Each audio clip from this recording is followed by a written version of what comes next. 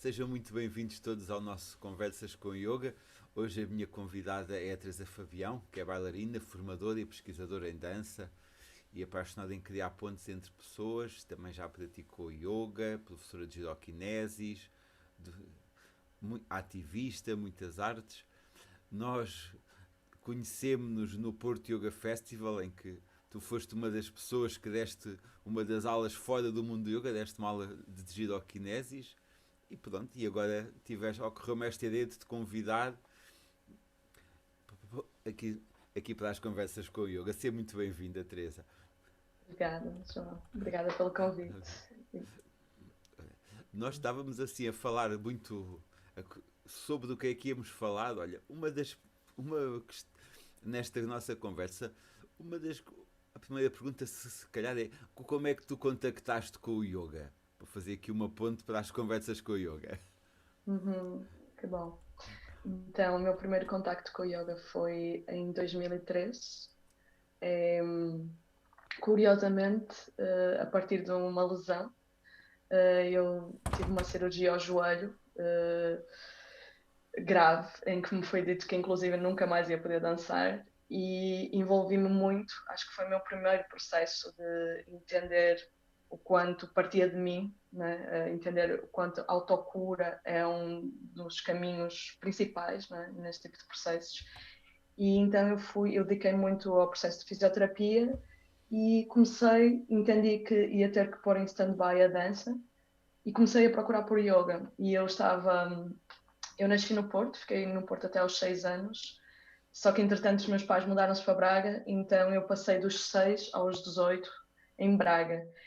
Só que nessa altura eu estava a morar já no Porto, eu vim para fazer faculdade no Porto e descobri que havia yoga bem perto de onde eu estava a morar, no Oriente sobre o Porto, e até hoje sou extremamente grata à Dulce Azevedo, que foi a minha professora de yoga durante 3 ou 4 anos que estive com ela enquanto estava a fazer a licenciatura no Porto.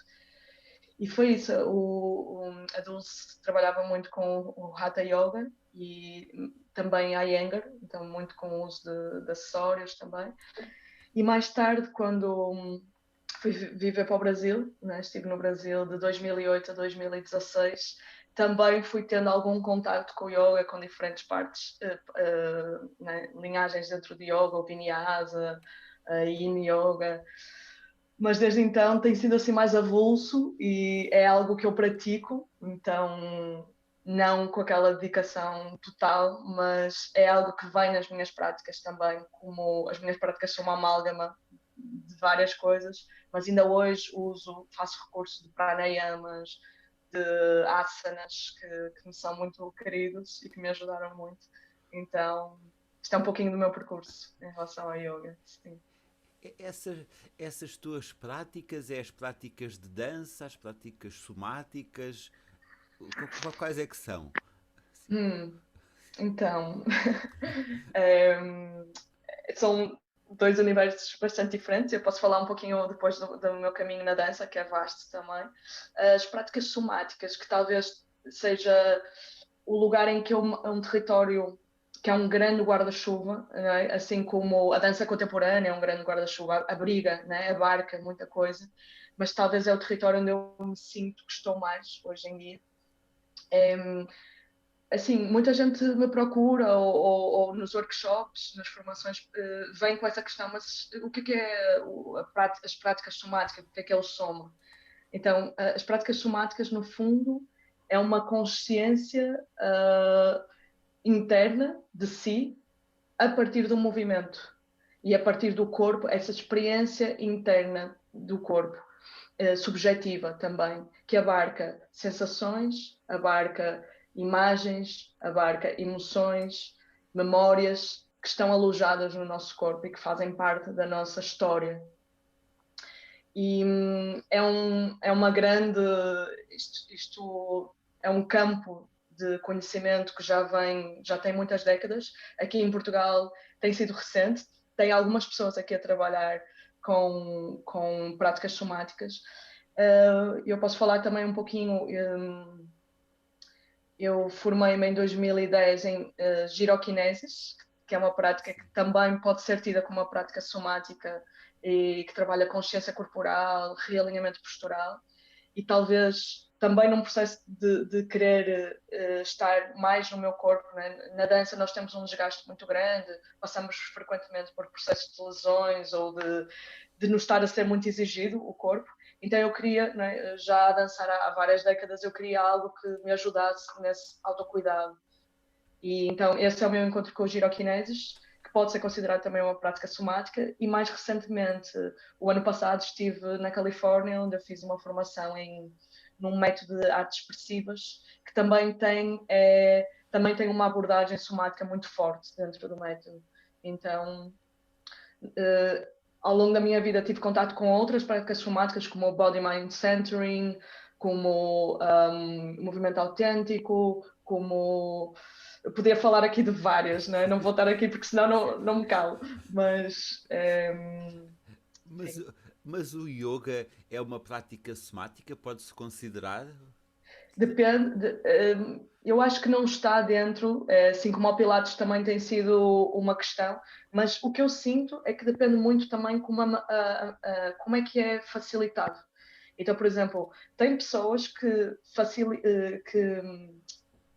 ensinam dança a partir de uma perspectiva somática. Então, eu faço isso nas minhas aulas, tem outras pessoas aqui que o fazem, como o Pedro Paz, como o Bernardo Gama, então, são pessoas que até temos mais ou menos o mesmo percurso, que fomos bailarinos durante muito tempo da nossa vida, e chegou um momento, quer seja por razões espirituais, pessoais, físicas, né, de bloqueios que vieram, insatisfações, temos procurado outros caminhos. Então, hoje em dia temos acesso a imensos conhecimentos e eu acho que estes cruzamentos só valorizam as nossas atuações enquanto educadores, enquanto artistas. Mas... Porque eu estava, era o que nós estávamos a conversar antes, eu estava-me a parecer que um pouco a abordagem do corpo do yoga por vezes é diferente desta abordagem da prática somática, não é? O yoga pode ver os asanas como uma forma de libertar a mente e de transcender a mente e de pôr a mente, ir além da mente, não é? E nas práticas somáticas é diferente ou é igual? É diferente, é diferente. O que eu vejo assim como a primeira diferença e grande diferença que eu acho que é importante muito honrar. O yoga é um caminho de vida, é uma filosofia e existe todo um sistema ligado com uma religião, não é? que influencia o yoga. Há pessoas que o trazem mais ou menos, não é? para as aulas, mas existe toda uma linhagem, não é? E várias escolas também, e várias linhas dentro do yoga. Então isso eu vejo que é uma primeira e grande diferença, né? E nas práticas somáticas, e vou também fazer a salvaguarda de que existem também várias linhas dentro, né? Existem algumas como a somática, a escola somática, de Thomas Hanna, que é muito mais centrada em recuperação física, né? No soma como um todo, mas existem outras como o Somatic Experiencing, por exemplo, que está muito mais criado pelo Peter Levine, que está muito mais focado em lidar com o trauma e como é que cuidar do trauma e tratar o trauma é impossível sem ir ao corpo, não é? Porque é aí que o trauma está alojado. Então, por exemplo, numa prática como o Somatic Experiencing, imagens, pensamentos, nós não queremos transcendê-los ou negá-los, nós queremos dar-lhe as boas-vindas, acolhê-los e ver porque é que eles estão aí, né? E ver de que forma é que dá-nos também outra resposta ao que vem. Isto assim, é um grande desafio estar a falar sobre isto, porque eu podia falar horas Sim, sobre cada olha, um delas, mas sim. mas já agora estava aqui a. Estava, já estou curioso. Estas práticas somáticas são espirituais, como o yoga é espiritual, considerando o yoga uma prática mais espiritual? Ou é, ou, é uma, ou não? Estou a pensar se isto é uma espiritualidade através do corpo, não é? Ao contactares com o teu corpo também se torna espiritual. Embora às vezes nem Uhum. sempre, algumas escolas de yoga aceitam o corpo é espiritual e noutras o corpo é um obstáculo. Uhum. Sim, isso também é outra conversa bem interessante. Sim. É, então, eu acho que também tem muito a ver com que intuito e qual a postura que tu assumes quando te aproximas destas práticas. Se, por exemplo, trouxermos práticas como ecstatic dance para um campo das práticas somáticas, né, em que o foco é a experiência a partir de dentro, a experiência.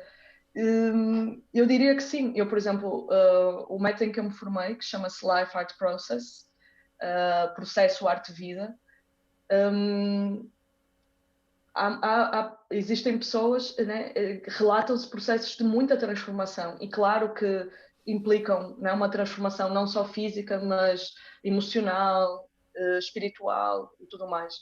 Mas há pessoas que têm, né, até, inclusive quando elas verbalizam os processos, há pessoas que se referenciam ao espírito, há outras pessoas que lhe chamam mente, há outras pessoas que dizem, olha, passei por um processo revolucionário, então às vezes não é esse o intuito, assim como existe esse intuito no yoga, não é tanto esse o intuito, é ter o ser como um todo, que implica, sim, as dimensões físicas, emocionais, mentais, espirituais. Então, trazer e abarcar tudo isso é mais, não propriamente ser uma religião ou né, Já ter esse percebi. foco eminentemente espiritual. E tu, Olga, estava a pensar se às vezes nós no yoga não nos esquecemos um pouco do corpo. Agora que fala-se um pouco daquele corpo instagramável e do ver a postura, e se às vezes em alguns ambientes em que se ensina yoga, eu dou aulas em ginásios, portanto nós acabamos muito focados no exterior, portanto, e não falta um pouco este, se calhar, embodiment do corpo no yoga. Uhum. Boa, boa, boa. Então, eu assim, não estou a acompanhar totalmente essa progresso do yoga, né, essa coisa muito a partir para fora e tudo mais, mas entendo que, no geral, estamos numa sociedade, estamos num momento da sociedade, até mais agora, né, que estamos muito mais ligados com a tecnologia e com as redes sociais do que alguma vez já estivemos, não é? Por causa desta situação pandémica.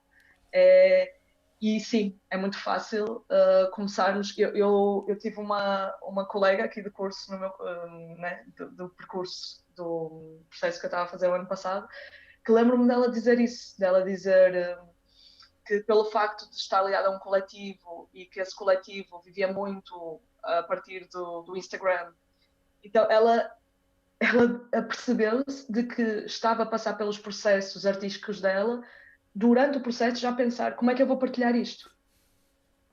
Então, acho que está de acordo com o que tu dizes, né? De quase que existe um disembodiment de eu não estou plena, não estou no presente, eu estou fora, eu estou, né, nesse olhar de fora de como é que isto vai parecer e como é que, né, e se eu estou com as calças X e daquela marca e naquela paisagem e testo não sei quantas vezes. Então, não sei, eu não tenho. Há momentos que eu tenho que sim que auto-me promover que são extremamente desafiantes para mim, ou seja, sei um pouquinho do que é estar aí, mas eu acho que eu percebo essas necessidades de mercado e tudo mais, mas é isso, eu gostava também de recuperar um pouquinho a tua pergunta, porque pareceu-me que existiam duas perguntas dentro dela.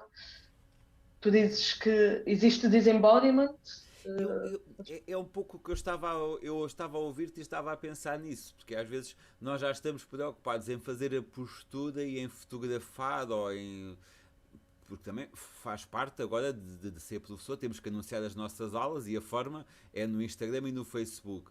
Mas com esta Uhum. necessidade de estar nas redes sociais, de, re- facilmente entramos num mundo da tecnologia que vive muito da imagem do exterior inerente, não é? Pois. Uhum. E enquanto o yoga é uma prática mais interior, mas isso também se calhar se passa na dança, não é? Há formas de dança que são mais visíveis do exterior e outras que são mais. Sim.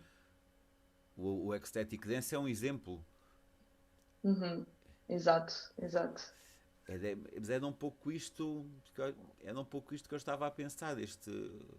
Nós de repente ficamos, eu noto em mim, ficamos muito focados no exterior e desenraizamos de certa maneira. Ficamos, ai, aquela postura está linda com aquele pôr do sol, com a praia, com a roupa, Uhum. e não conseguimos ver se a pessoa está realmente na postura, no corpo, ou na respiração. Mas tu falas isso quando há aulas de grupo ou quando a pessoa está, por exemplo, numa sessão fotográfica ou... Eu falo porque eu vejo que hoje em dia se mostra muita imagem do yoga. Uhum. Uma grande coisa. Nós vemos mais o yoga através da imagem, não é? Não há muitas fotografias de pessoas a meditar. No Instagram Uhum. nós vamos ver uma postura de meditação, de vez em quando, Sim, talvez lá apareça uma. sim. E, Sim, é como te disse, eu não estou a acompanhar muito esse caminho do yoga mais recente. Não tenho estado muito no mundo do yoga, né? Já era muito lá para trás quando eu estava, mas né, desde o aparecimento das redes sociais. Mas, por exemplo, posso falar de onde eu estou, só para te contrapor. Uh, Isso é uma das coisas que mais é incentivado quando pessoas chegam para este tipo de práticas, ou inclusive para os workshops que eu tenho partilhado ligados com o Life Art Process, que tem a ver com nós não estamos a fazer nada para o outro. Inclusive, o tipo de aula que eu proponho não é uma aula técnica, não é uma aula em que o professor, no caso, eu estou a fazer algo e as pessoas estão a imitar. Não. É justamente o que é convidado é que a pessoa entre em si e faça um percurso para ir acordando cada vez mais a sua dança pessoal, a sua expressão pessoal. E isso às vezes temos que atravessar muita coisa, né? Então, por exemplo, parte das aulas são feitas de olho fechado, de olhos fechados. Um, é muito lembrado essa coisa de que não nos estamos aqui a comparar. Às vezes eu lembro-me de aulas de yoga e eu lembro-me que existia muito aquela coisa, quem é que faz a postura, quem é que não consegue, quem é que está ali a tremer, quem é... Então, lá está, eu acho que vai muito também, depende muito do contexto em que se está, não é? Esta conversa que estamos aqui a ter, e também quem é a pessoa que está a facilitar. Se estamos a falar de aulas de grupo, por exemplo, acho que isso vai, ao ser lembrado por um professor, essa questão de dar as boas-vindas, qualquer corpo é bem-vindo, né?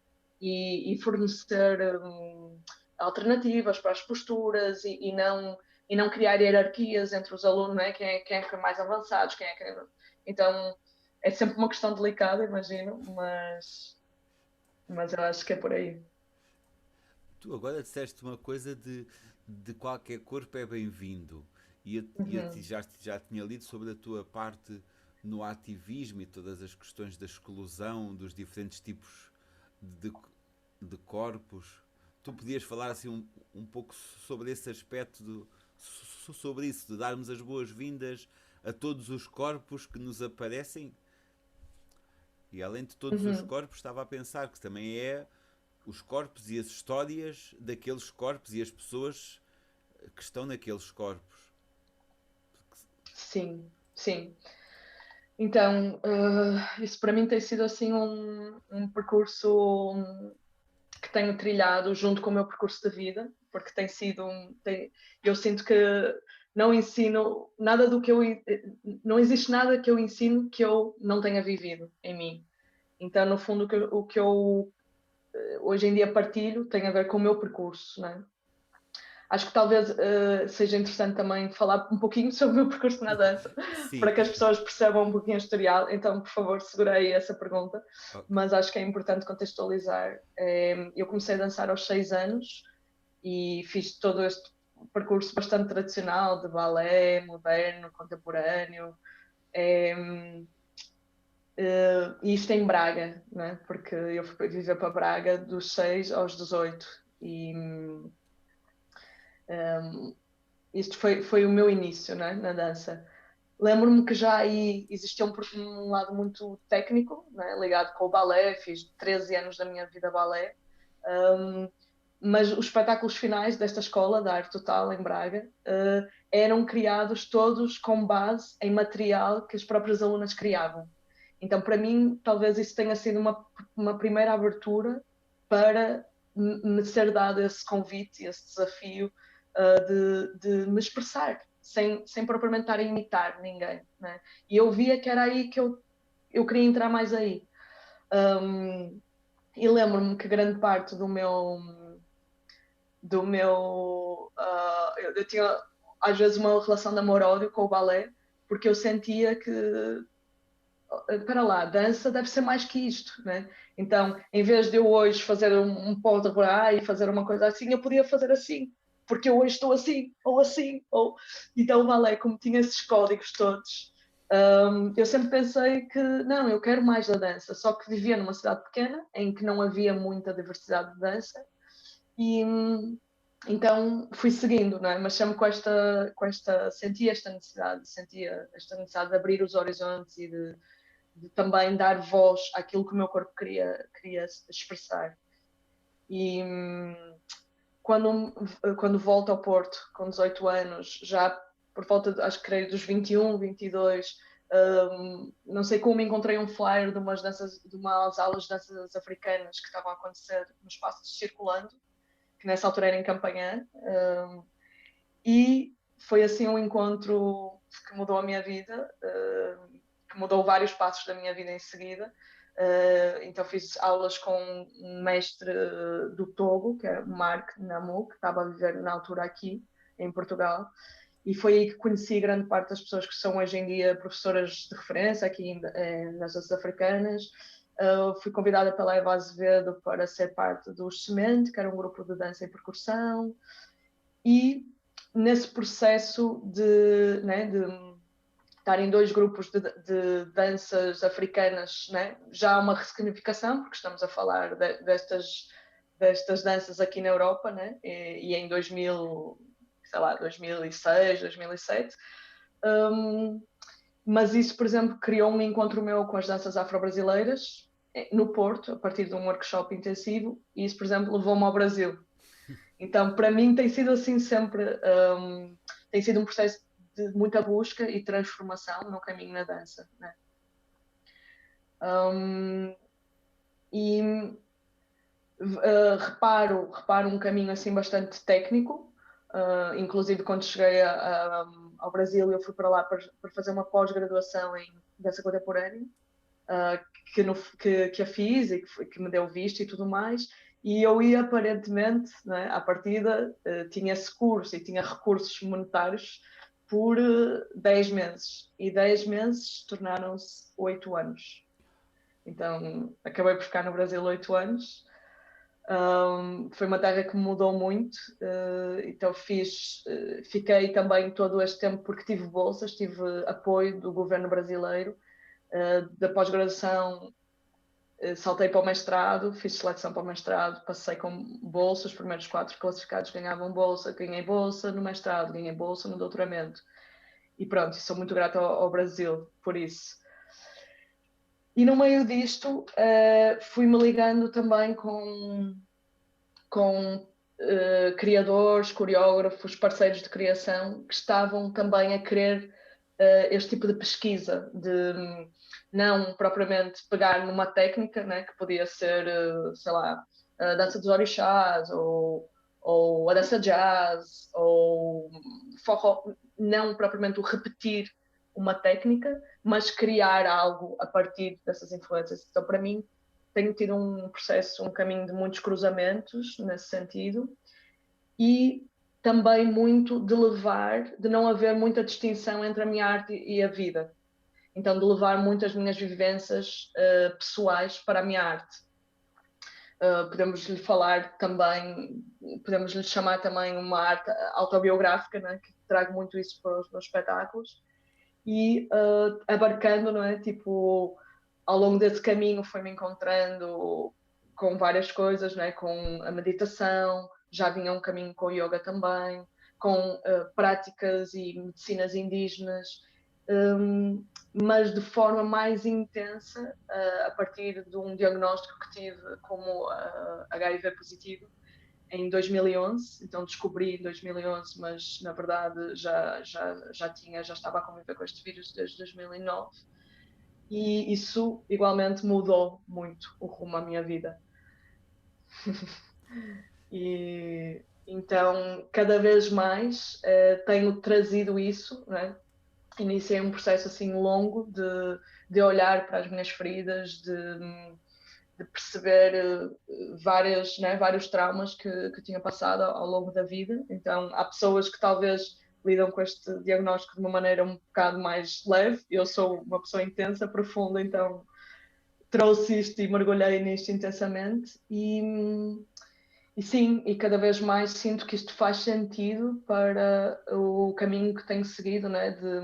Isso fez com que o meu processo de autocura, parte desse processo, eu entender que ele passava por trabalhar com pessoas que estavam na mesma condição. Então, cada vez mais, nos últimos anos, eu tenho feito disso um propósito. Então, sim, relaciona-se com o que tu estavas a perguntar, de como tornar a tua prática, né, as minhas aulas, ou de que é que eu estou a falar quando eu falo das aulas serem inclusivas, ou, né, então eu sinto que tem a ver com isso, tem a ver com entender onde é que eu estou, tem a ver em perceber como é que a minha arte, seja ela expressa através dos workshops que eu proponho, dos espetáculos que eu proponho, como ela pode chegar a mais pessoas, como é que ela pode convocar mais experiências de vida, né? E para mim tem sido um caminho muito intenso, mas também muito frutífero, né? Dá-me um retorno muito grande também. Tu nesse mergulho que tu falavas, que fizeste nesse processo de autocura, tu descobriste novas práticas ou vivenciaste as práticas que já tinhas de outra forma? Ou as duas coisas? Sim, não, eu descobri bastantes práticas porque isto foi curioso, porque eu no início eu acho que eu tive assim o meu choque fez com que eu durante 2 anos eu tive a acreditar e era mesmo plena esta crença de que eu me ia curar. Então descobri muitas práticas ao longo desse caminho. Eu tive durante muito tempo numa tentativa de me curar através da alimentação, então estudei muito sobre a alimentação, fui para a Amazónia, mergulhei nas medicinas indígenas, do ayahuasca, do cambô, fui para o Benin, tomei um remédio que curou várias pessoas, mas pelos vistos o meu caminho era mais com a medicina alopática, né? Então, e ao longo desse processo eu ia fazendo também incursões em coisas que hoje em dia são práticas muito caras para mim, né? Desde sempre a meditação, ou seja, mesmo antes deste diagnóstico eu já estava ligada à meditação, eu tinha feito 2 vipassanas e hoje em dia continua-me a acompanhar, é assim que eu acordo diariamente, né? Acordo e antes de me ligar ao mundo através da tecnologia, ligo-me a mim através da meditação. Mas outras coisas vieram deste processo também de cura, desta jornada que tenho feito, né? Leitura de aura, Theta Healing, depois outras coisas mais pontuais, né? Autoemoterapia, MMS. Eu podia agora ficar mais não sei quanto tempo a fazer esse caminho, que foi intenso, que não os fiz todo ao mesmo tempo, então ia dedicando, sei lá, 6 meses estou a experimentar este caminho e ver como é que o meu corpo, o meu espírito responde. Agora, olha, vou para este. E foi um bocado isso. E também sinto que, por exemplo, isso também me traz uma experiência muito vasta, não é? Que eu posso partilhar hoje em dia e posso relacionar-me mais, não é? Com pessoas que chegam ou para estar comigo em sessões ou para os workshops, porque sinto que também é um bocado isto que sempre me acompanhou, que é um conhecimento baseado na vivência, né? Tipo, não estou nesta área porque recentemente se tornou moda, né? Esta coisa das práticas holísticas estou nesta área porque por sobrevivência, por vezes, por um caminho muito grande ligado ao corpo né? E mesmo assim de busca sempre, e não, agora estou na dança contemporânea e fico aqui porque pronto, não, está tudo bem, sabes? Não, sempre tive esta coisa de buscadora, de me apaixonar e reapaixonar por fazer do corpo a minha pesquisa. Do corpo, das relações, porque sinto que está muito, né? A dança é esse lugar de trabalhar também muito relações interpessoais, processos colaborativos, não haver muita distinção, né, nos processos que temos na dança, ou seja em improvisações, seja em processos criativos para criar um espetáculo. São laboratórios também de como nos relacionamos na vida, como pensamos e como lidamos com as coisas, trazemos muitas metáforas também, então sinto que é por aí que eu também vejo.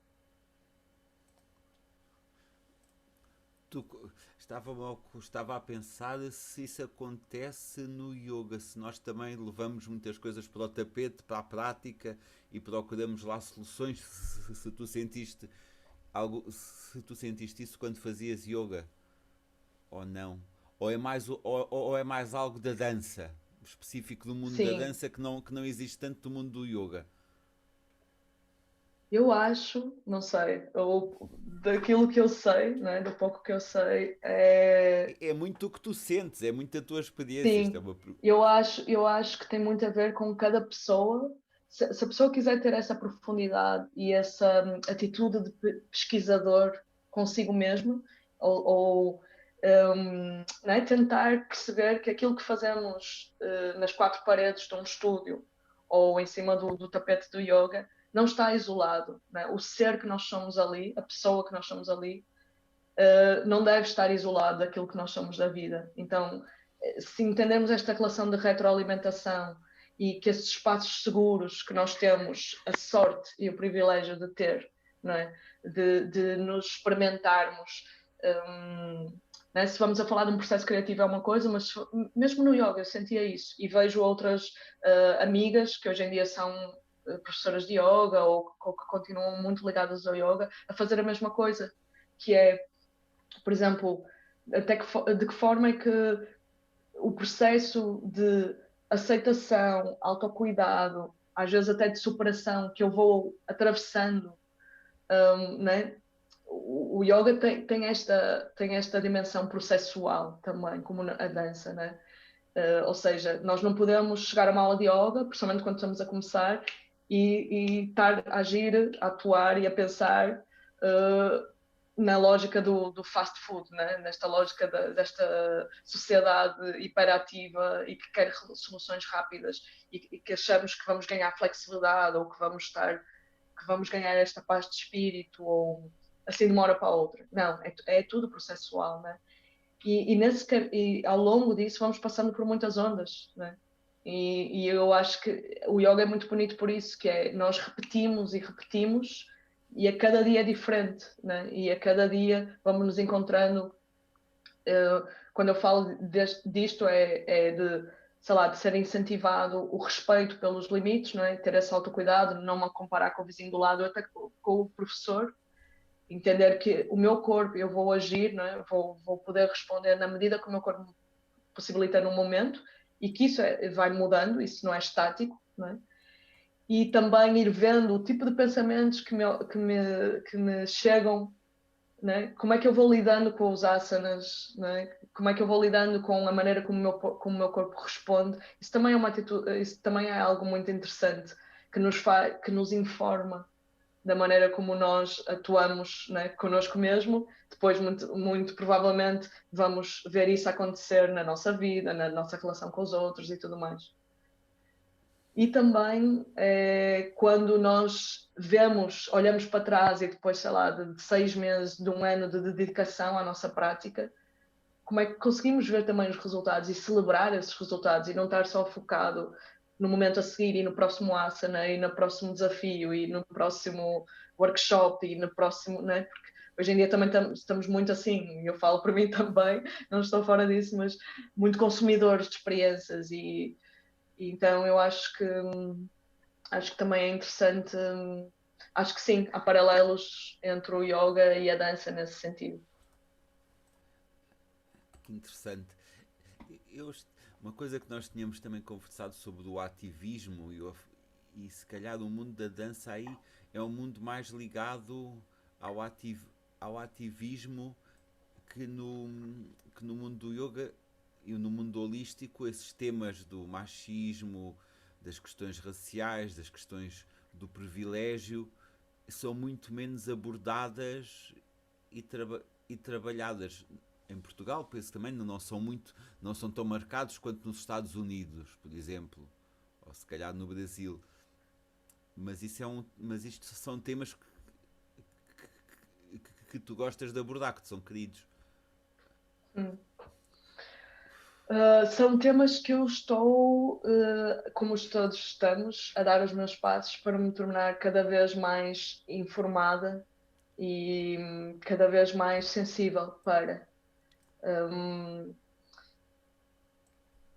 o facto de ter morado 8 anos numa cidade como Salvador, eu morei 8 anos em Salvador, que é das cidades, é a cidade mais africana fora da África, tem 80% de afrodescendentes. E o facto de ter morado o ano passado na Califórnia tornou-me um pouco mais sensível a questões raciais, por exemplo, mas estou no meu processo, assim, né, como muitos de nós estamos, e principalmente esse processo para mim passa por saber ouvir, passa por estudar. Então, uma das coisas que me veio primeiro quando eu cheguei a Salvador foi perceber o quanto a história, né, que nos ensinaram na escola, que aprendemos nos livros, o quanto a história não é uma ciência. A história, na verdade, são diferentes versões dos factos e nós vamos tendo acesso a diferentes versões dos factos, dependendo do lugar onde moramos, onde vivemos, onde crescemos. Hoje em dia temos algo que está a abrir um pouco mais o conhecimento, que é a internet, né? Mas muitos de nós ainda crescemos com estas visões inculcadas e unilaterais sobre o que é que foi o processo de colonização, as questões raciais e tudo mais. Eu tenho que fazer também uma parte que eu discordo contigo, não é que, por exemplo, nos Estados Unidos ou no Brasil haja mais estas questões, eu acho que elas são mais faladas, e acho que é super importante isto estar a ser falado hoje em dia em Portugal, porque aqui igualmente existe racismo e muito, só que é mais velado e é um tabu muito maior falar sobre isso. Então, por exemplo, voltando aqui para o nosso tema, porque senão teríamos que ter 6 horas de live para falar de tudo, voltando outra vez aqui ao nosso tema, uma das coisas que eu quero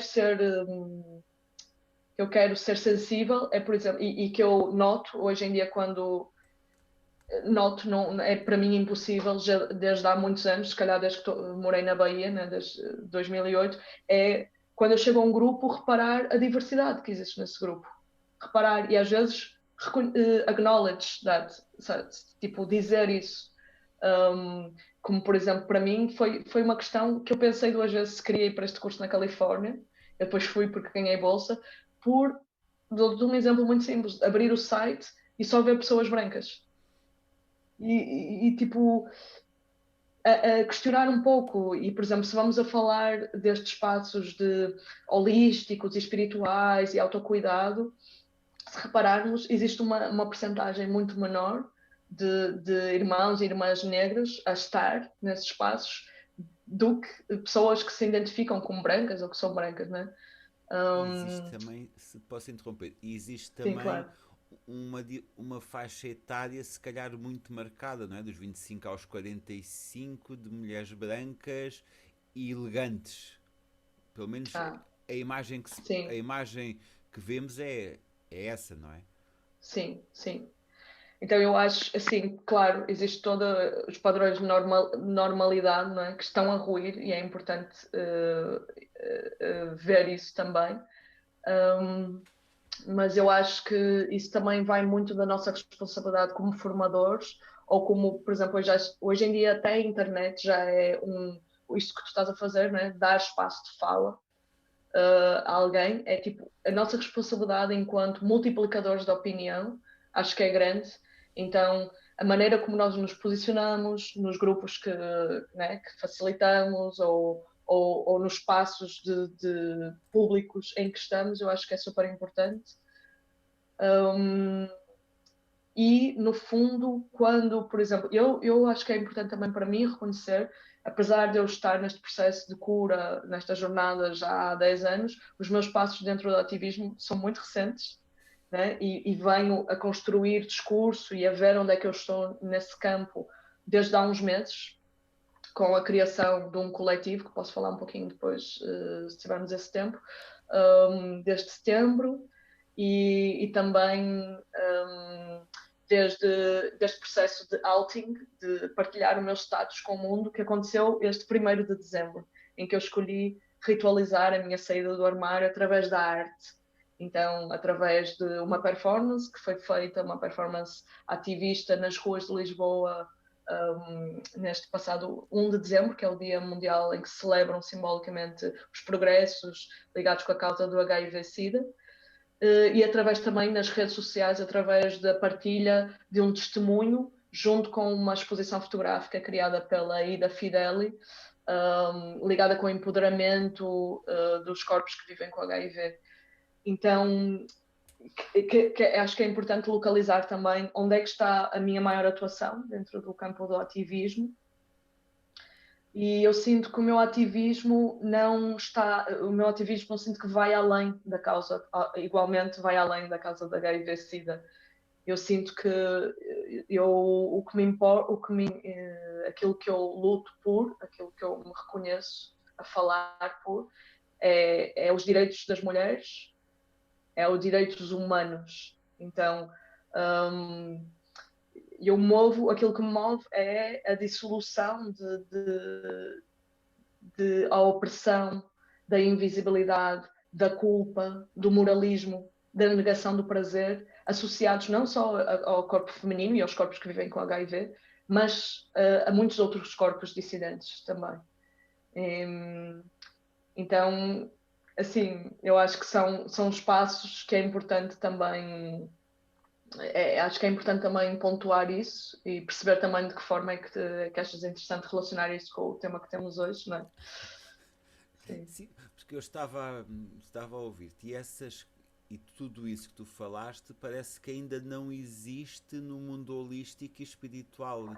Ainda não chegou muito ativismo a este mundo, se pode. Eu estava a pensar numa coisa que falaste das mulheres e do machismo. Bom, eu sou homem, não tenho uma experiência direta do caso. Quer dizer, eu até tenho alguma experiência interessante do caso, mas já me badalhei aqui, deixa-me organizar as ideias. Porque um tema que eu acho interessante, que me têm relatado diversas mulheres, quando elas põem uma foto no Facebook ou no Instagram, há sempre um número de homens que vai dizer, que vai comentar, que vai mandar uma mensagem, que vai perguntar qualquer coisa, que digamos que não estão propriamente interessados em ir praticar yoga. Parece-me que isto, pelo menos algumas pessoas já me relataram isto. Eu, no meu caso, é um pouco diferente. Eu, cada vez que faço uma live, recebo uns quantos pedidos de amizade, eu aceito e digo: olá, boa tarde, já nos conhecemos, muito prazer, e geralmente nunca tenho resposta. É uma coisa muito interessante, porque sou simplesmente adicionado, mas não há nenhuma interação.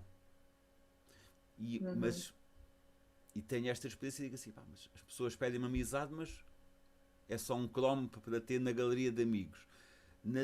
No caso das professoras e praticantes que me relatam, ponho a foto, eu já tenho este aqui a mandar-me mensagens atrás de mim, já tenho outro atrás de mim, já tenho este fulano a seguir-me, já bloqueei mais uns quantos, o meu perfil já não é público.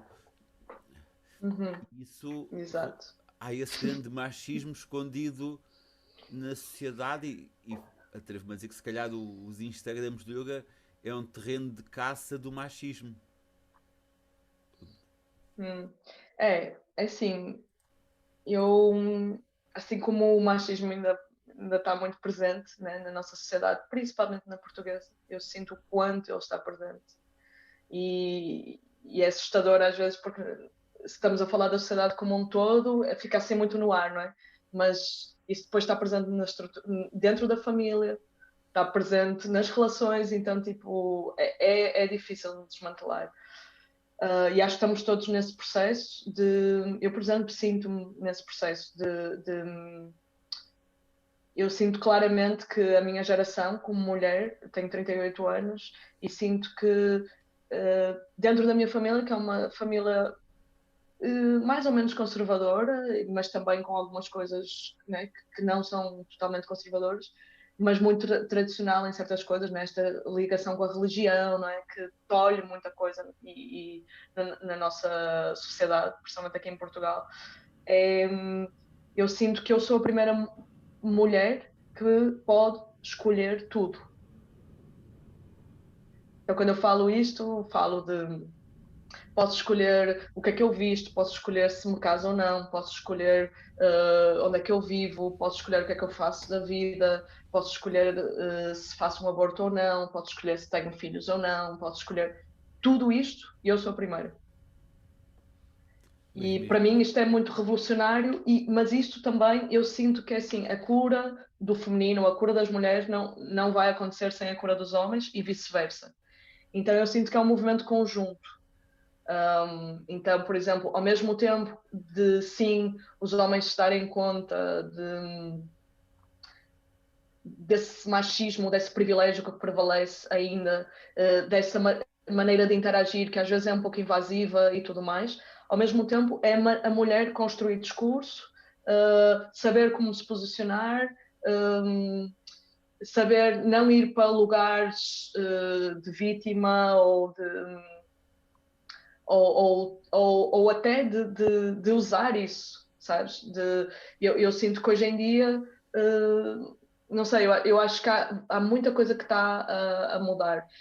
Sobre o que tu falas, eu também não posso opinar muito, porque eu sinto que tenho sido bastante reservada nas redes sociais, inclusive eu até faço aqui um apelo a quem me adicione, que ponha alguma mensagem junto. Eu normalmente não adiciono quem não conheço.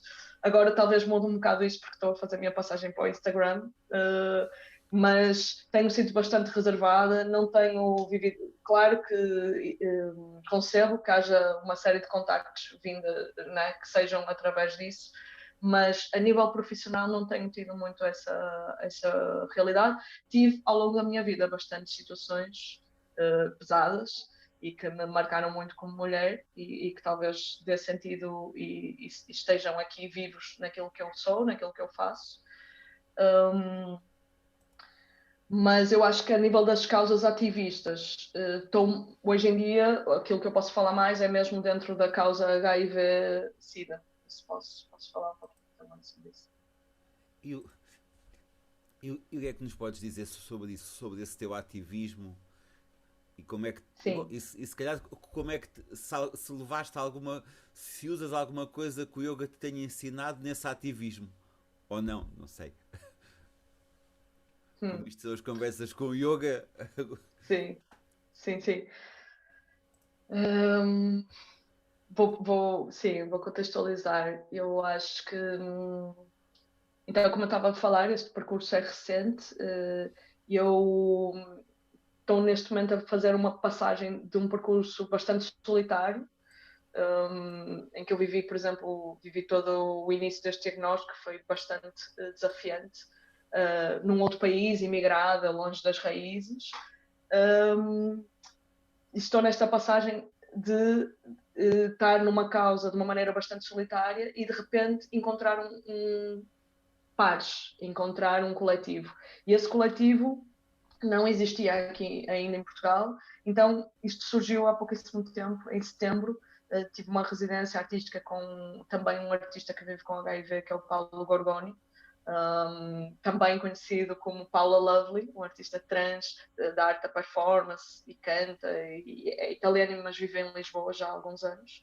E surgiu-nos, os dois estávamos exatamente neste momento de vida, que é de uma maneira mais ou menos pública, estávamos há algum tempo a lidar com e a trazer esta questão para a nossa arte, né? Eu estou a construir um espetáculo que é um quase solo, que eu ainda não sei bem se vai ser um solo, porque tem-me surgido muito que não é sobre a minha própria experiência somente.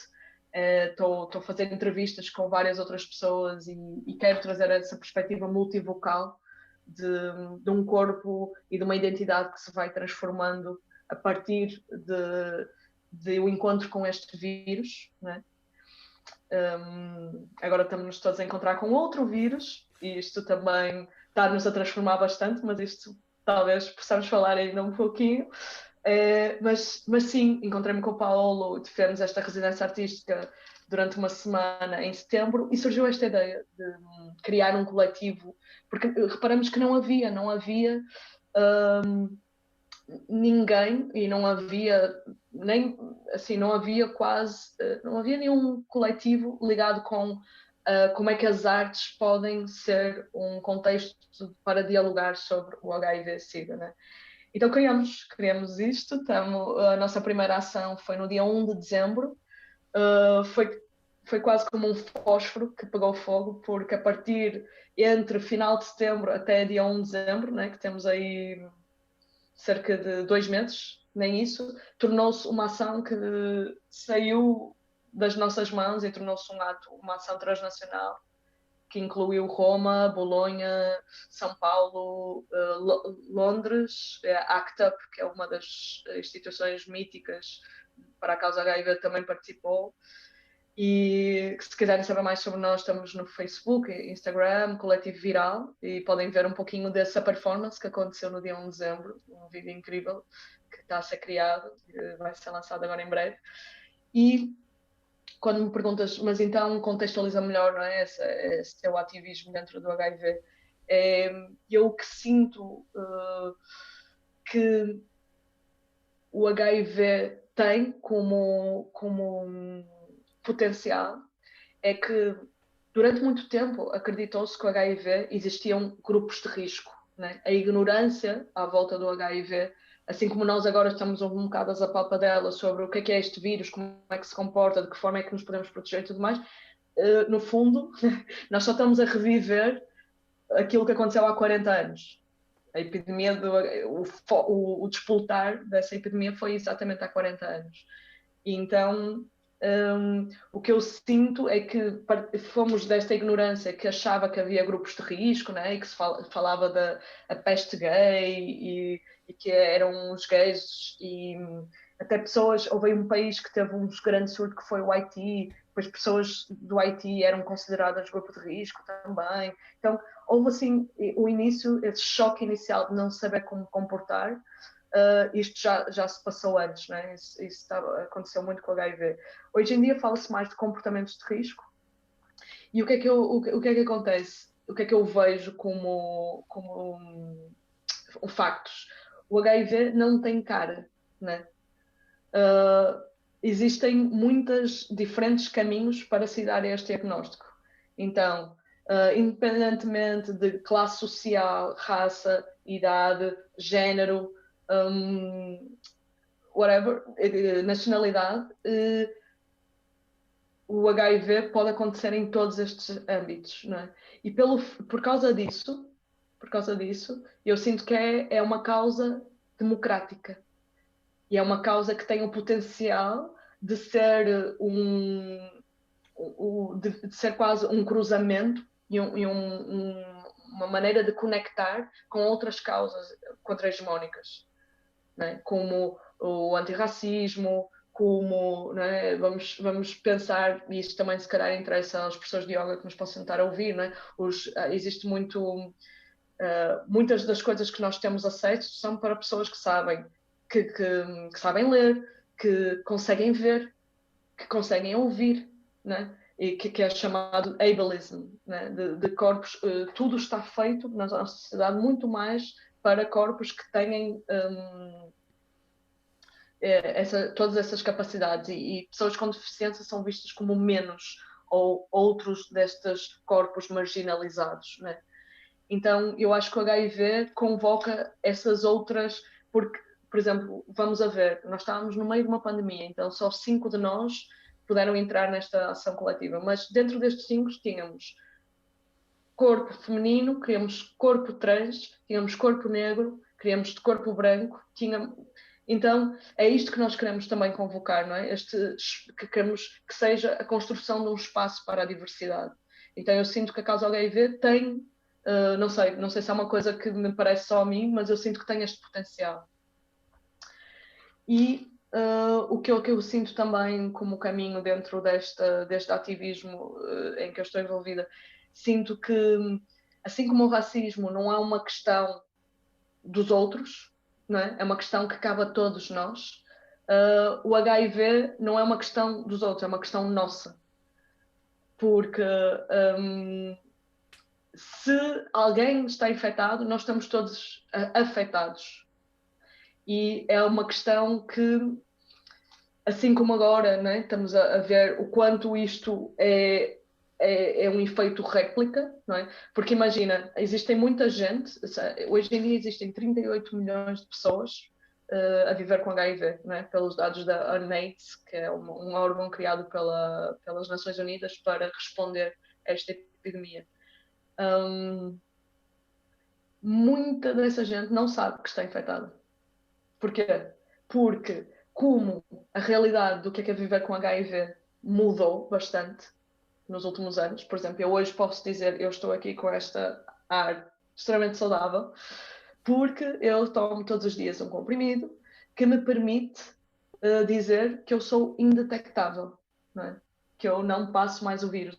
O vírus, quem está com o vírus HIV e está medicado e toma esse medicamento de forma consistente, torna-se, em pouquíssimo tempo, indetectável. Ora, hoje em dia, já desde há 6 anos atrás, indetectável é igual a intransmissível. Então, o vírus deixa de ser contagioso. Isto trouxe muita qualidade de vida a quem já era portador, só que trouxe também um efeito nefasto que foi, deixou-se de falar. Desde há muito tempo que já não se fala de HIV. Então, o que é que isso faz? Faz com que as pessoas não façam testes, faz com que as pessoas, né? Toda a gente já, em alguma vez na vida, acho eu, em alguma vez já deve ter tido relações sexuais sem preservativo, né? E, ou outras coisas. Eu, inclusive, nestas entrevistas que ando a fazer para a criação deste trabalho, quando eu digo que há caminhos muito diversos que levam a este diagnóstico, eu entrevistei uma freira que tem HIV, noutro país, nem sequer está aqui, mas e que veio a descobrir anos mais tarde, né? Por causa de uma transfusão de sangue, que, enfim, há coisas extremamente, né? Que não lembram a ninguém, né?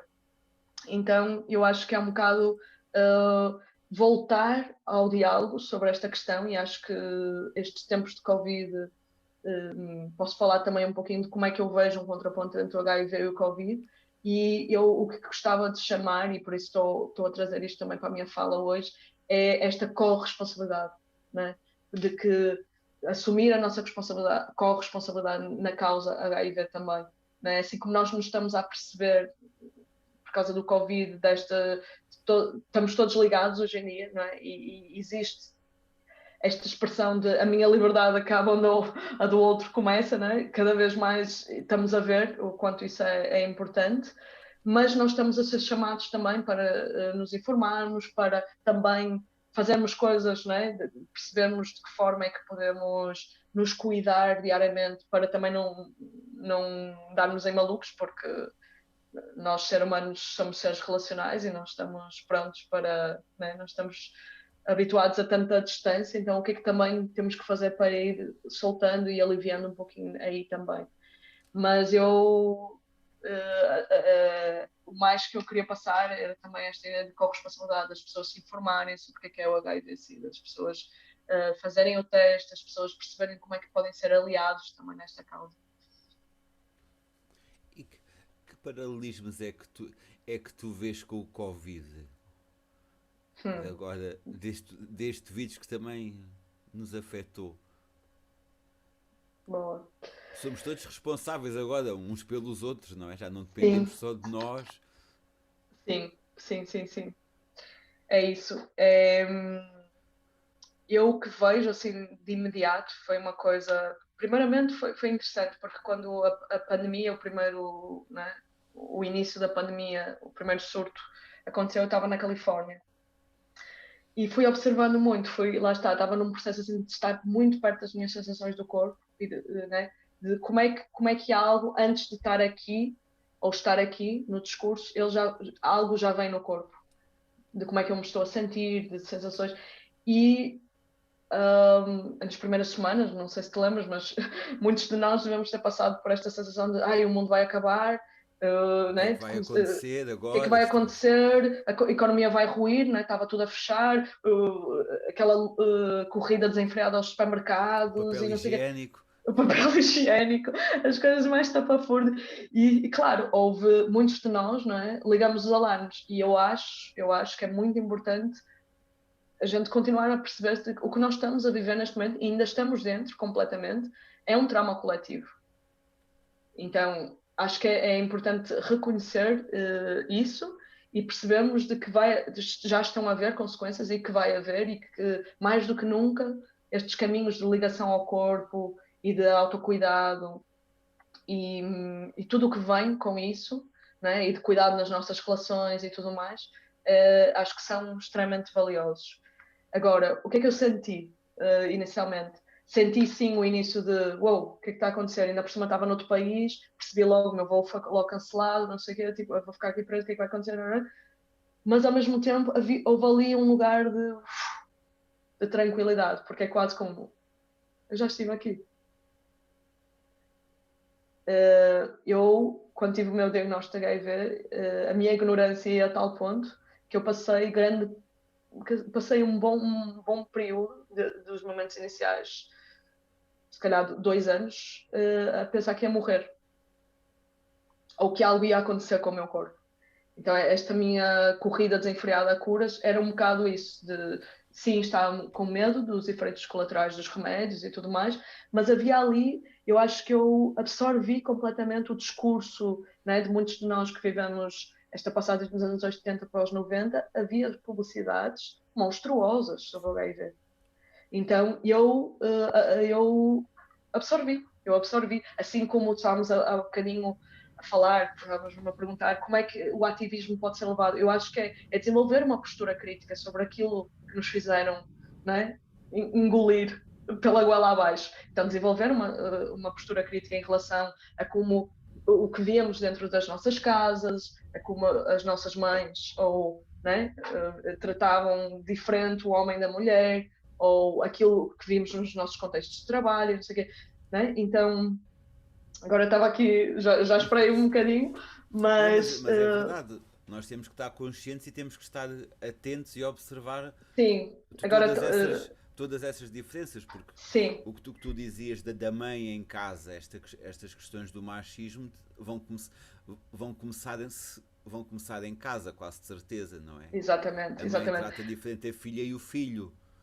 Uhum, claro, mas por exemplo, quando estava-te a dizer que estava a falar desta questão de também desenvolvermos uma postura crítica, por exemplo, quando eu me apercebi que houve primeiro uma reação de pânico, também, né? Fomos todos e estamos a ser confrontados com a nossa finitude e com a morte, mas ao mesmo tempo eu percebi, acho que aí foi dos primeiros momentos em que eu, de uma forma muito iminente, percebi que havia um percurso que eu tinha feito aí, atravessei alguma coisa aí ligada, né, com estes meus primeiros momentos ligados com este diagnóstico do HIV. Então, por exemplo, o que é que eu sinto que é diferente? Eu acho que são muito ricos estes momentos em que nos confrontamos com a nossa própria mortalidade, porque eles nos fazem, por contraste, a percebermos, ok, eu sei que eu vou morrer,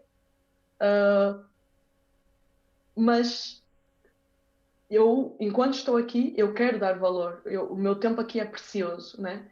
E isso para mim tem a ver muito com as escolhas que nós fazemos no dia a dia. O que é que eu quero priorizar?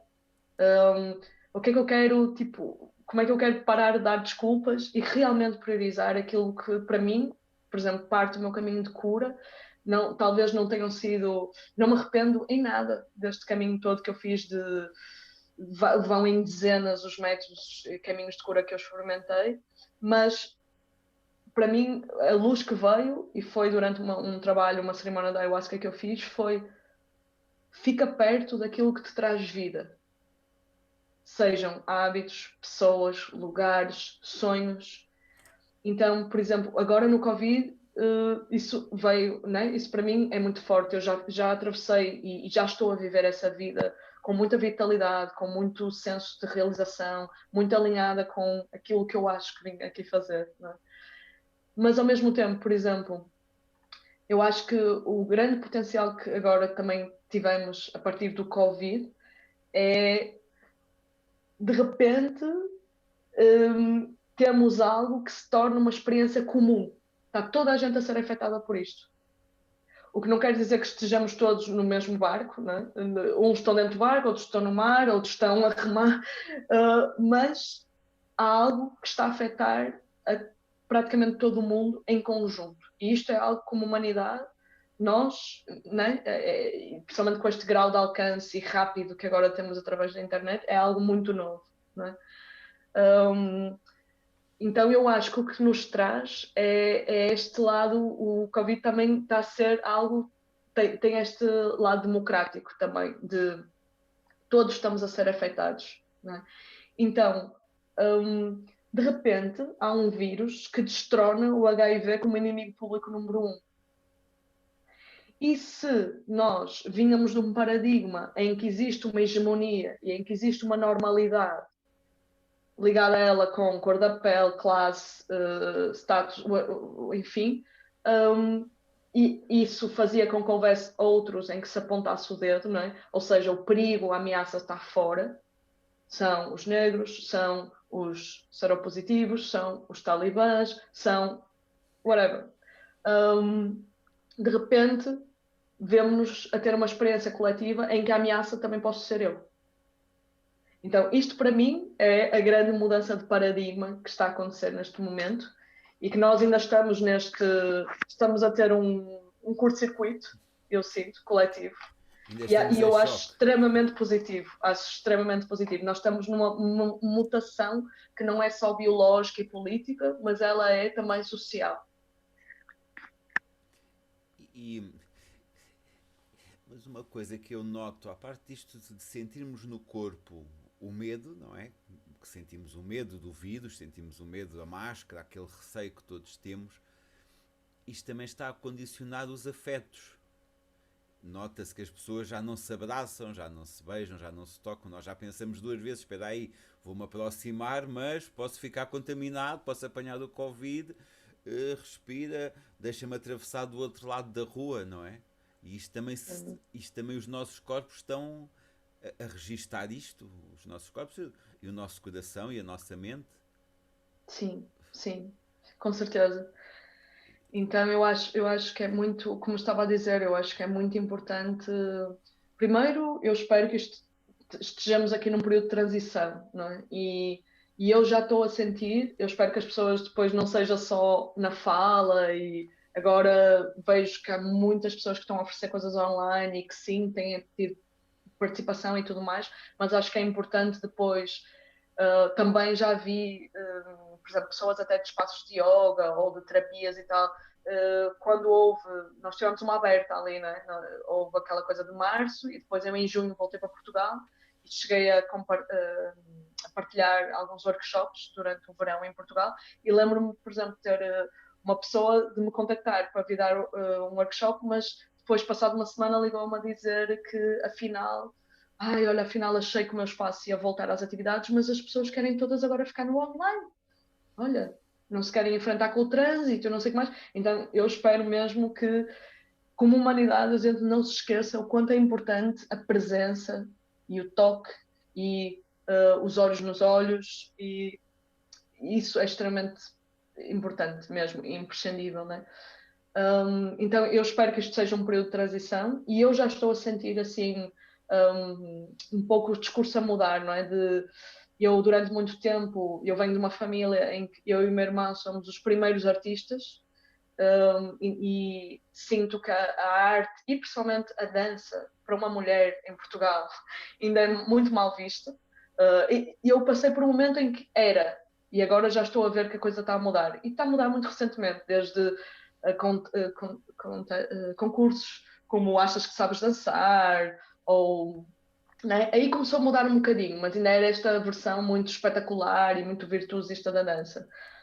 Hoje em dia, e isto muito recente, isto talvez no último ano, por causa de cada vez mais as pessoas estão a ver o quanto a saúde não é só tomar um remédio para abafar um sintoma, a saúde tem que ser uma prática constante.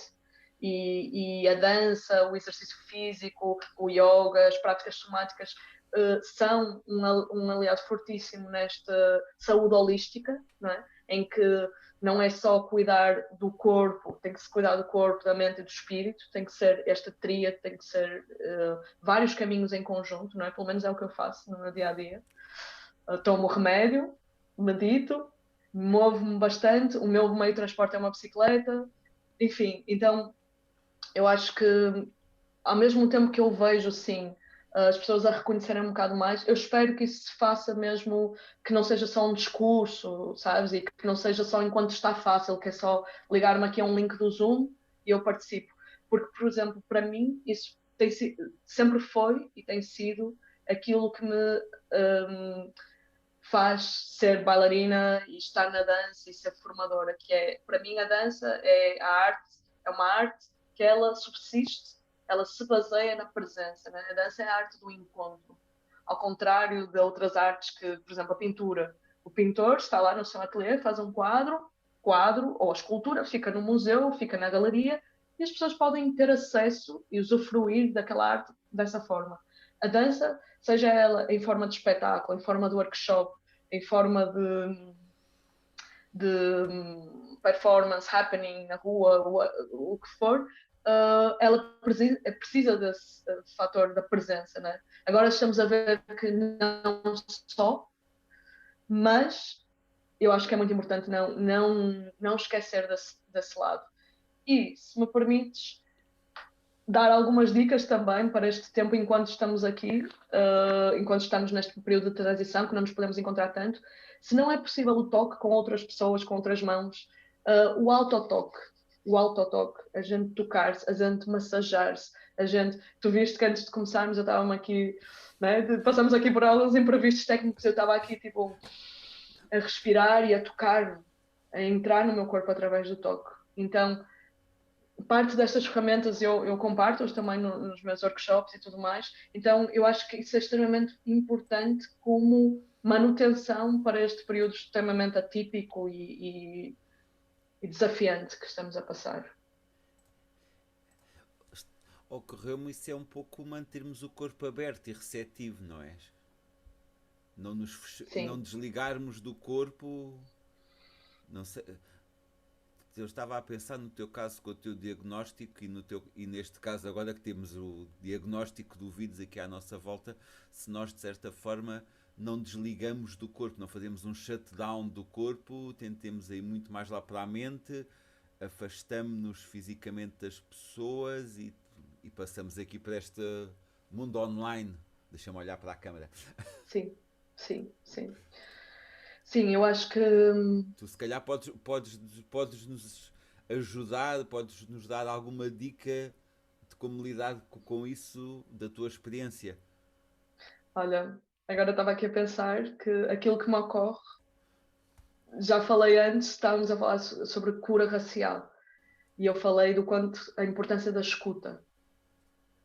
Para mim, isso tem sido uma chave também no meu processo de cura e no processo de autocuidado diário que tenho, que é a escuta. Então, por exemplo, se eu me apercebo, né, tentar fazer disso algo constante, né, eu estar em escuta às mensagens que o meu corpo me está a dar. Tentar lembrar ou conceber o nosso corpo como se fosse um bebê que a gente está a cuidar. Então, por exemplo, o que é que acontece quando uma mãe está, né, que toda a responsabilidade de cuidar do bebê está sobre um ente, um adulto? Essa pessoa está em total escuta. Ela está muito sensível àquilo que ela quer ouvir. Então, esta é a mensagem que eu tento incutir e desenvolver e estimular nas pessoas com quem eu trabalho, que é estar a dizer que sim ao corpo. Estar a dizer sim, eu quero ouvir. Isto não é um mar de rosas, porque muitas vezes estamos a ouvir dor, estamos a ouvir tensão. Depois, em algum momento, sim, estamos a ouvir também prazer, ou estamos a ouvir um alívio que vem, mas para isso temos que estar abertos, como tu disseste. Eu quero estar aberto para aquilo que o corpo me está a dizer. E isto, sim, muitas vezes já estamos, isto quase que está, é um movimento na contramão do que aquilo que nos estão a querer incutir. Como tu disseste, né? Há muito hoje em dia este olhar de fora, de o que é que os meus espectadores, os meus seguidores, o outro quer que eu seja, ou como é que ele me quer ver, como é que eu me autopromovo mais. Ou, por exemplo, vou dar outro exemplo, que está a acontecer também comigo. Hoje em dia estamos muito mais horas em frente ao computador, né? Então, por exemplo, eu acabo de chegar em Espanha para desenvolver aqui um projeto numa ONG que tem a ver, não é, com este ativismo. Foi um Erasmus para jovens empreendedores que ganhei e vou estar aqui a desenvolver um projeto ligado com a comunidade HIV durante 4 meses. E como esse projeto vai começar em fevereiro de forma presencial, um grupo reduzido, com todas as medidas e tudo mais, mas de forma presencial, neste momento eu estou a ter várias reuniões, estou a entrar e a conceber vários projetos para apresentar à ONG. Ou seja, isso está a fazer com que eu esteja a passar imensas horas em frente ao computador nestas 2 semanas iniciais. E como é que eu faço? Eu estou-me a perceber disso, eu estou-me a perceber e estou-me a perceber, ok, há uma consequência disto. Então eu tenho que fazer coisas que reequilibrem o meu corpo. Então, continuo a meditar, mesmo que eu acorde, eu ponho um despertador para mais cedo, bastante mais cedo da reunião, para eu ter tempo para meditar. E eu, se vejo que estou a meio do dia, eu já estou com a cabeça a fumegar, eu paro e ou vou cozinhar ou vou fazer. Eu, para além de ser dançarina, sou capoeirista, então para mim a capoeira tem sido também um recurso muito grande, uma medicina diária, foi como salvou na primeira quarentena. Então eu vou fazer um treininho de capoeira para tanto para largar, soltar tensão, como para me trazer para o corpo, como para libertar endorfinas. No final do treino de capoeira, alongo, podia-lhe chamar yoga, porque eu faço com essa consciência, mas não chamo porque não passo por todos os asanas, né? Mas tenho a minha prática de harmonização, não é? De ativação e depois harmonização. Muito conectada também com a respiração, então há breves exercícios de respiração que logo imediatamente nos trazem para o corpo. Cuido muito também da minha postura, né? De como é que eu estou sentada, de onde é que está o computador em relação a onde é que eu... Enfim, isto se calhar é mais num workshop que eu posso compartilhar, mas há várias coisas que mesmo sozinho e Nós podemos mesmo... fazer. E São sim, em muitas dicas, frente, são pequenas sim. coisas que nós temos de estar atentos. Sim, e o que eu acho que é mais importante é seja muito pouco o conhecimento e os recursos que nós temos em relação ao corpo, que a gente os torne uma prática. Que a gente tenha essa... certas palavras eu estou a dissolver do meu vocabulário, então, por exemplo, em vez de disciplina, que poderia ser uma palavra que caberia aqui, amor, de prática. Sabes? De fazer disso uma prática, de não ser só o que a gente prega. Eu acho que isso também é o que me diferencia no meu caminho como formadora, por exemplo, que é aquilo que eu ensino, eu estou a viver. Então, não, é a mesma coisa na alimentação. É muito giro dizer isto, mas faz disso uma prática.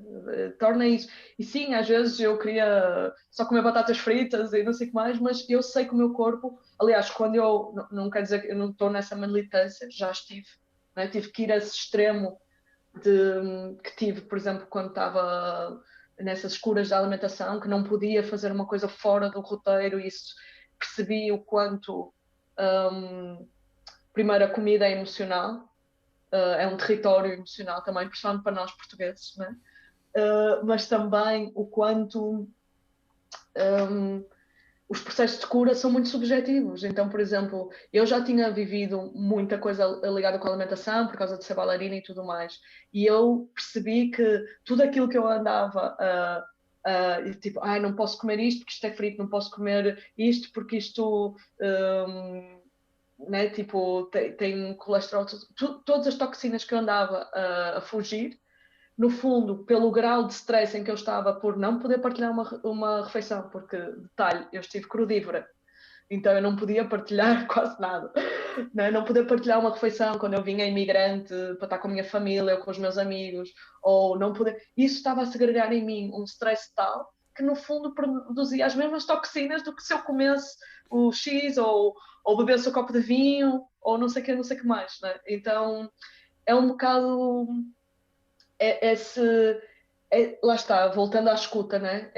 O que é que faz sentido para mim, né? E não fazer nada também de uma forma dogmática, mas sim tentar no fundo, a grosso modo, de forma, né, com muita ternura também, e tentando trazer essas práticas para o nosso dia a dia. Acho que isso hoje em dia é essencial. Agora atrevo-me a perguntar-te, e qual é que é a tua comida favorita? Depois dessas experiências todas da alimentação, teres vivido 8 anos no Brasil, o teu prato favorito? Ai, o meu prato favorito? Sim. Uau, olha, estou-me aqui a lembrar de uma comida, estava aqui a falar de emocional, uma comida emocional, e Sim, que agora foi muito interessante tu falaste reconhecer. nisso e eu disse, epá, o prato favorito. Ou as tuas comidas emocionais, Não aquelas sei, do não sei se é o coração. meu prato favorito, mas assim, a minha comida emocional é uma coisa que a minha avó me fazia, ainda faz de vez em quando, que é uma tortilha, empadão. Ela chama-lhe empadão. E é curioso porque eu estou aqui em Espanha e apercebi-me, a minha avó era atrás dos montes e era da fronteira, já com Espanha, e apercebi-me que a maneira como ela, o contexto em que ela trazia essa comida é exatamente o contexto em que eles trazem aqui, que é, sei lá, eu às vezes aparecia em casa da minha avó assim, sem aviso, e ela, vou-te fazer um empadão. Então é a mesma coisa aqui em Espanha, é aquela comida que tu fazes quando alguém aparece, ou quando alguém está de visita, ou então aquela comida que tu levas para um piquenique. É aquela coisa fácil e para mim é uma comida emocional. Que giro. Obrigado por essa partilha. Estava a pensar. Sim. Uma coisa que me ficou aqui na nossa conversa foi que tu fizeste um grande conjunto de práticas na Califórnia, na Amazónia, em Salvador, em Portugal, e acho que ainda em mais países. E, Uhum. acho, e eu, há uns dias, eu estava a pensar aqui em nos locais que mais te marcaram e nas práticas nesses locais. Aquela ideia que às vezes estamos naquele sítio especial a praticar aquela prática que está em harmonia também com o local e que nos marca, que nos traz algo que a gente sabe que só ali é que sente aquilo com aquela prática naquele sítio. Não se consegue reproduzir em mais lado nenhum, aqueles momentos únicos. Quando me falas nisso, o que me vem imediatamente é a capoeira. Capoeira Angola, que é o tipo de capoeira que eu pratico. E sim, fui muito afortunada de poder estar ali numa das mecas da capoeira Angola no mundo, que é Salvador, e, e ter vivências incríveis com mestres da velha guarda, pessoas assim da cultura popular. Aprendi imenso, não só sobre capoeira, sobre as artes do corpo, mas sobre a vida. E sim, eu sinto que foi uma coisa que eu sinto, ok, eu tive acesso a isto, lá está, porque porque eu me desloquei, não é? Porque eu não só fui atrás de um sonho, tive as condições para isso, um, mas também, por exemplo, agora fazendo uma parte, né, que hoje em dia andamos, acho que há uma vantagem desta era Covid, né, que ter acesso à formação que de outra forma não teríamos, porque, sei lá, o formador não veio ainda a Portugal ou já não vinha há décadas, mas ao mesmo tempo acho que é, principalmente se estamos a falar de informações locais, culturas tradicionais e tudo mais, acho que é extremamente importante não perder essa referência de ir e sentir a cultura e sentir como é que as pessoas se relacionam e sentir a língua e sentir-se o outro dentro daquela cultura, que é uma experiência também que nos retira da zona de conforto e nos ensina muita coisa. Então, isso é uma coisa que eu espero que também não se perca.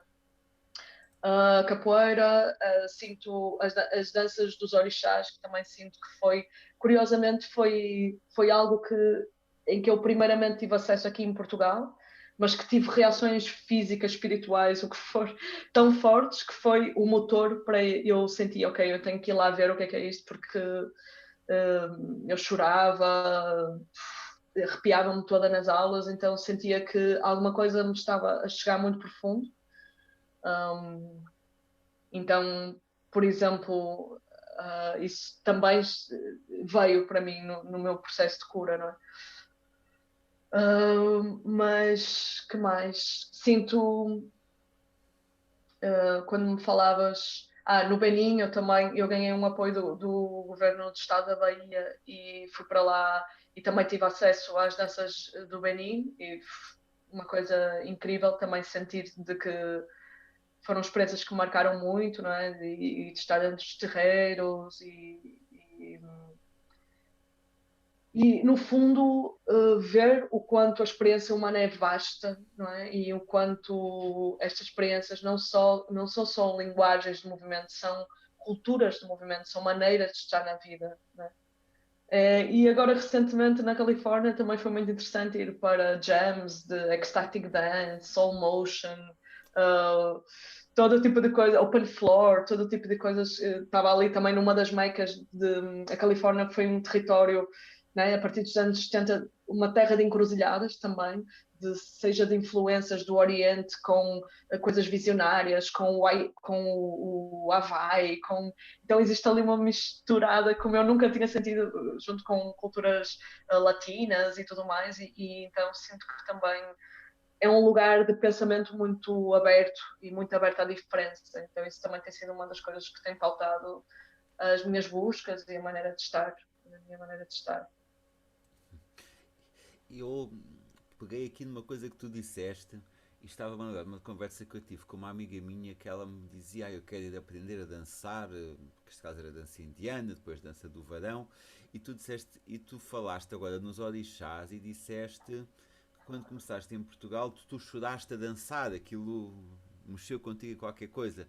Uhum. Eu pensei assim, de repente aqui num flash, se nós já temos uma dança dentro de nós, ou se temos às vezes algo dentro de nós que se tem que libertar através da dança, mas quase que nem precisamos de um professor, não é?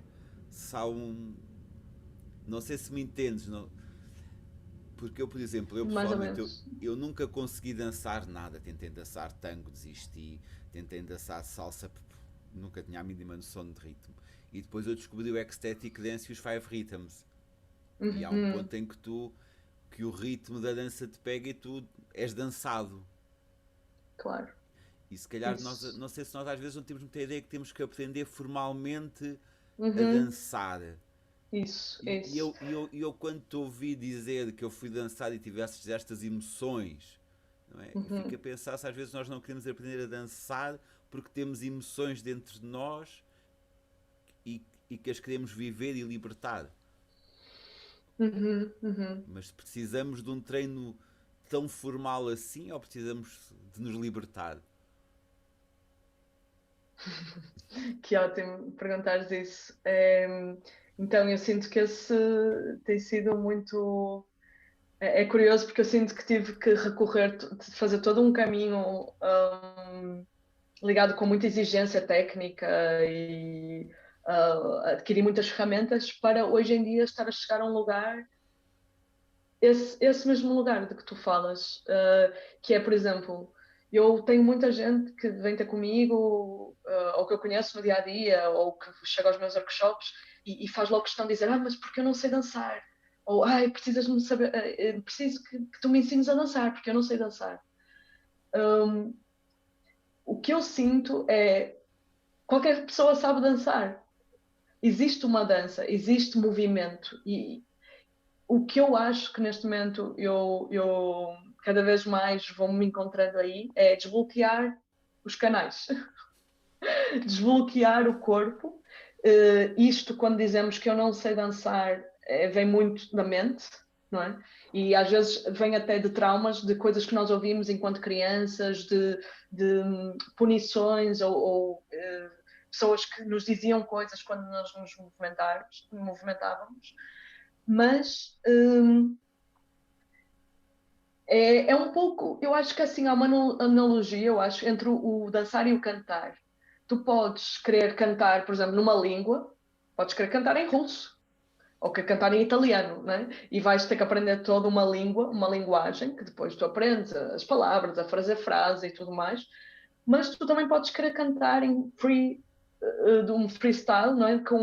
Com sons. Então, se calhar, estamos a falar mais desse cantar com sons, não é? Em que cada pessoa vai sentindo e vai se experimentando.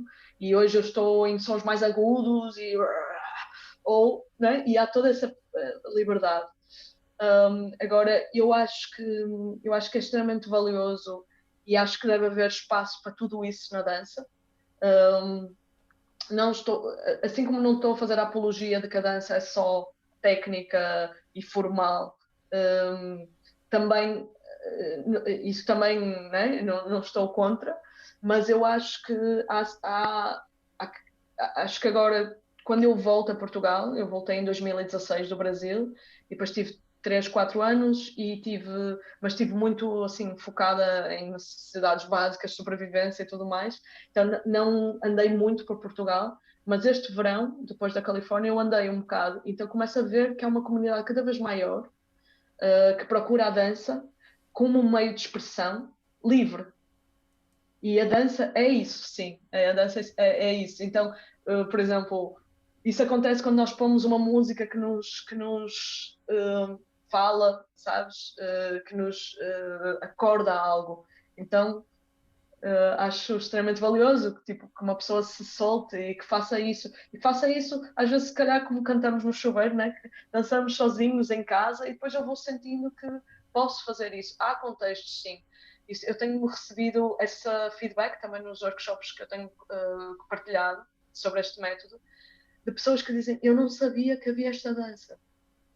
Eu toda a minha vida quis-me soltar na dança, mas eu tolhia-me porque eu achava que não sabia dançar e já tinha tentado ir para aulas de dança, mas ficava sempre lá atrás a acompanhar e sentia-me assim, tipo, o pé, eu arrasto ao pé, o pé pesado, ou não, nunca fui da dança, não memorizava a coreografia e tudo mais, e achava, então, até então, achei que não tinha um lugar na dança.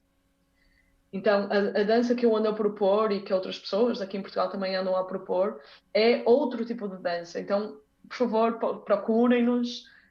Há uma comunidade a crescer nesta área. Eu acho que isso é importante também, dar força a essa comunidade. Sim, esses encontros no Dance Floor ou no Dance Temple, como quisermos chamar. Isso. E agora ocorreu-me, e como é que tu conseguiste, como é que se consegue passar desse dançar sozinho em casa para dançar diante do público? Ou do cantar sozinho no chuveiro e do cantar diante do público? Há um segredo, há um clique, há um trabalho. Como é que isso, como é que isso se faz? Olha, para mim, para mim vais-te rir. Eu sempre adorei.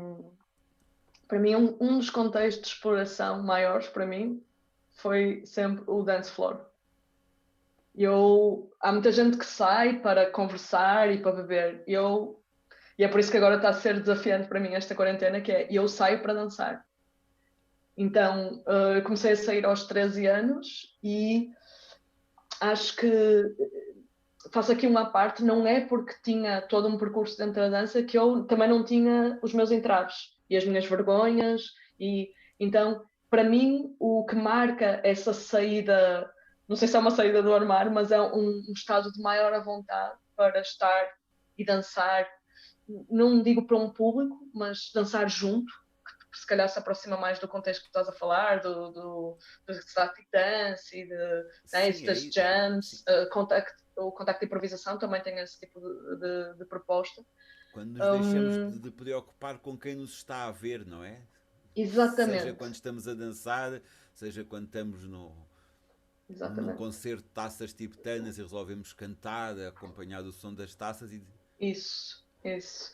Então, para mim, foi muito estes contextos, né, de discoteca e também dançar. Sempre fui uma pessoa bastante eclética em estilos musicais, então dançar qualquer música tipo, e não pensar que estilo é aquele e qual é o estilo que se dança com esta.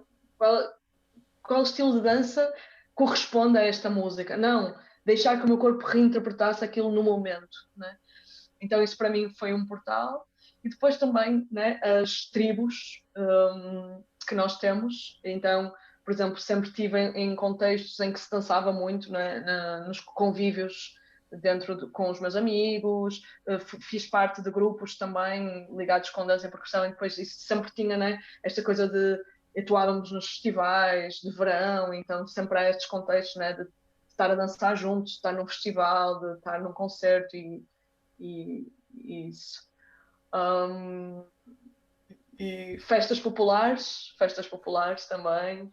Um, às vezes aqui, agora em casa, eu acabei de chegar a uma casa nova, este sábado já fizemos aqui uma festa em casa, e dançar, e puxar o pessoal para dançar, e porque é contagiante, né?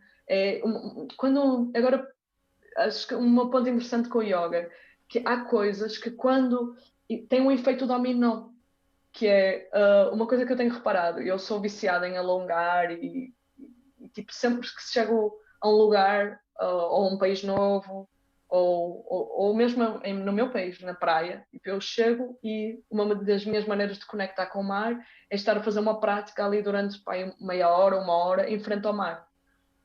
E eu reparo, assim, não reparo muito porque estou muito comigo, né? Mas depois, quando saio dali, eu reparo que há pessoas a olhar, mas também, não é? Vou reparando que há um efeito contagiante. Então, por exemplo, se eu começo a alongar numa praia e tudo mais, eu, passado uns minutos, começo a ver o pessoal também a alongar. Não sei porquê, mas é quase como um bocejo, não é? Este contexto. Então, eu às vezes sinto isso com a dança também, que é, se eu não estou, tudo é o que estávamos a falar antes, né? Tudo depende da tua atitude interna. Então, se eu estou a dançar e estou, tipo, quem é que dança mais aqui do que eu, ou, né? Ou estou muito técnica e nem estou a olhar para o outro, mas se a minha atitude não é essa, se a minha atitude é, vamos falar, vamos comunicar juntos, vamos nos divertir juntos, se a minha atitude se parte daí, eu sinto que isso também tem um efeito de contágio. Então eu senti isso no outro dia aqui, estávamos 4 pessoas aqui em casa e o pessoal estava sentado no sofá e depois um deles é DJ e começou a pôr uma música e depois eu comecei a dançar e disse, não, estou tudo a dançar, pronto. E pode ser assim tão simples, né? Acho que hoje fantástico. em dia que não podemos fazer festas Sim, na rua, nem nos boates, nas discotecas, temos que ser criativos. tu falaste de alongar diante do mar. Se só houvesse aqui um teletransporte e tu pudesses ir assim para um local da costa de Portugal, ias para onde? Se o teu local favorito junto ao mar e teletransportas-te. Olha, nunca sinto ter só um, tenho dois. Tenho o meu Pode. santuário, o meu lugar emocional que é em Miramar, que é um lugar de muito axé, um lugar que me puxa muito. E tenho outro lugar também muito emocional para mim, que é onde estão assim grandes irmãs e irmãs, em Algesur, nessa bela costa vicentina. Miramar é junto ao Porto, é norte. Sim, sim. É onde existe uma igreja, talvez as pessoas se lembrem mais desta paisagem, existe uma igreja em cima do mar, num aglomerado de rochas. É uma paisagem assim muito inusitada. Mas para quem não sabe, aquilo é um um lugar de culto pagão há centenas de anos, em que normalmente a Igreja Católica faz isso, ela, né, apodera-se dos lugares de muita energia. É um lugar também que muita gente da Umbanda e do Candomblé vão e continuam a fazer oferendas lá. Um, neste projeto fotográfico que eu te falava há pouco, que vai sair em breve, vai estar na Assembleia da República, vai estar em lugares aí de referência, que vem para empoderar os corpos que vivem com HIV, que eu fui uma das retratadas, projeto daí da Fideli. Foi fotografada em Miramar também. E tu estás nessa. E tu foste lá fotografada em Miramar. Sim. Ok. Lindo, lindo, lindo, lindo. Bom, nós já vamos aqui, agora estou a ver as horas, já estamos aqui a conversar há 1h45. Uau! Sério? Fomos Pois é, falando, muito... falando. são assuntos densos e ricos, então. São, e quando, Mas é são. isso. Há uma pergunta que eu tenho feito aos professores de yoga, mas tu és praticante, mas não há aqui distinções entre professores ou praticantes. O que é o yoga para ti? Assim, não é uma definição estática, isto é o teu sentir. Hum, o yoga para mim, acho que vem muita palavra reconexão. Este ato de religar com aquilo que é mais ancestral, seja ele toque, movimento, corpo, som, silêncio. Poderia ser isto. Muito obrigado pela tua partilha. Oi, tu aí estás com 1 hora a mais, pelo menos, são horas de jantar, se calhar. São as horas de jantar espanholas, está tudo Ai, bem. sim, Mas é isso, João. Muito é isso. obrigada pelo Olha, convite muito e obrigado, para Teresa. todos que estão aqui a ouvir-nos. Muito obrigado muito obrigado a todos nós por terem estado connosco a ouvir a nossa partilha e até à próxima conversa com o Yoga. Muito Isso. obrigado.